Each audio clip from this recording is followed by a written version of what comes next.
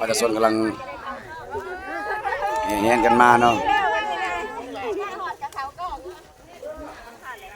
เจ้าสำหรับบริการเนาะกำลังเริ่มเนาะเริ่มแล้วเนาะแต่ว่ามันเริ่มแล้วเริ่มจะมีการกราบไหว้บูชาเนาะ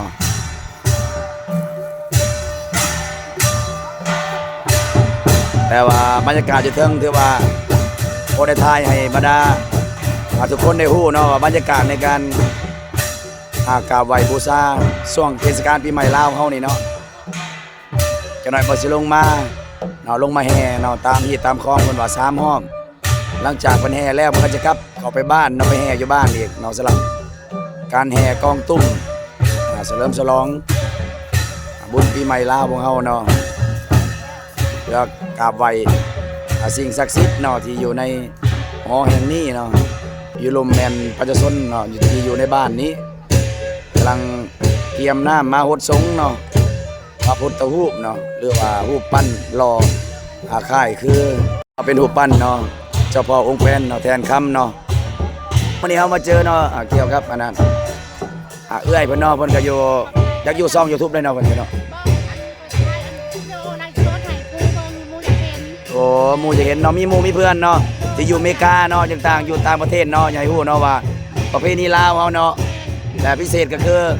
อยู่บ้านพ้นศรีเฮานี่เนาะแม่นบ่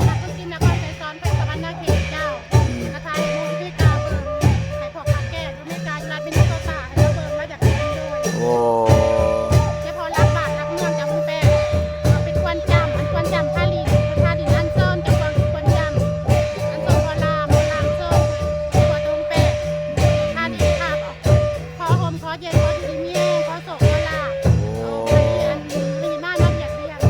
เจ้าโอ้ถือว่าเพิ่นให้ข้อมูลละเอียดเนาะสำหรับ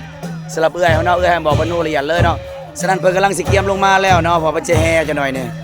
เดี๋ยวนี้ประชาชนเพิ่นก็กาเกียมแล้วเนาะจะพากันแห่ขบวนเนาะกาเกียมแล้วเนาะแล้วก็มีอันนี้แม่นสร้างศักดิ์สิทธิ์เนาะนี่น้ำสร้างศักดิ์สิทธิ์ที่สุดแล้วในนี่เนาะสร้างประจำบ้านหรือว่าในหอนี่สร้างศักดิ์สิทธิ์เนาะแต่ก่อนเป็นบาทบนดินอยู่นี่ตั้งโอ้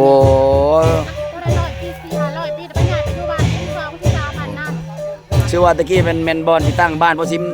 คือว่าปัจจุบันเนี่ยอยู่ได้300-400 ปีแล้วเนาะแล้วเพิ่นก็ย้ายไปอยู่ในพุ่นเนาะแล้วเพิ่นก็ต้องได้กลับมา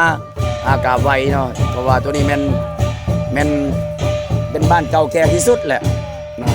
น้อยเองก็เป็นคนบ้านนี่ลูกในบ้านนี่ส่วนเป็นคนบนดินเองโอ้เพิ่นก็อยู่ผู้เฒ่าคนท่าว่าแบบนั้นโอ้เจ้าจากกันเราคานกันมาเนาะถือว่าเป็นตำนานเจ้าขอบใจเลยเนาะขอบใจเด้อเจ้าแก่ข้อมูลละเอียดเนาะเจ้าสั่งมาเบิ่งเนาะมาเบิ่งบรรยากาศในการแห่เนาะบรรยากาศในการแห่เนาะเพิ่นกำลังลงมาเนาะอันนี้ถือว่าเป็นพอรามใหญ่ที่สุดเนาะนี่พากันทดสงเพิ่นแล้วเนาะมีการทดสงเพิ่นเนาะขอบุญขอคุณเนาะขอโชคลาภอย่างต่างๆนำเพิ่นเนาะขอให้ลูกหลานมีความเจริญหังมีผาสุขเนาะบุญปีใหม่ลาวเนาะ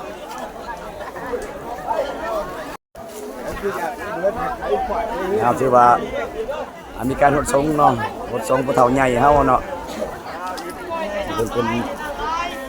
กำลังแห่กองตุ้มหลังจากแห่3 รอบแล้วมันก็จะกลับเข้าไปแห่อยู่ที่บ้านเนาะ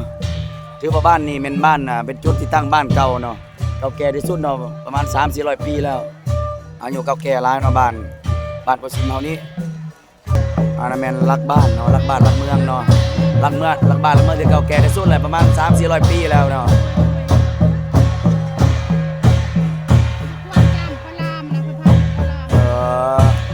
อันนี้คือบ่อรามเนาะพอ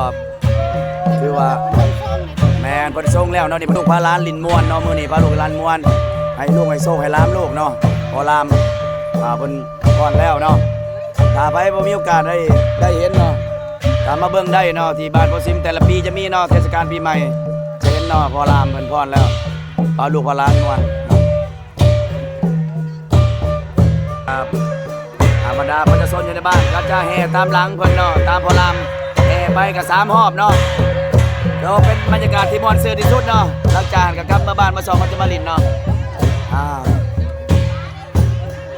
แล้วเนาะบัดนี้เนาะแห่แล้วบัดแห่แล้ว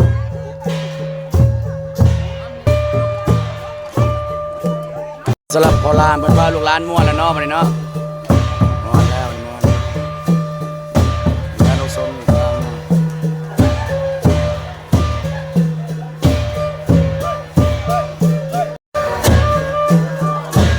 พอลานเพิ่นพาลูกหลานม่วนเนาะ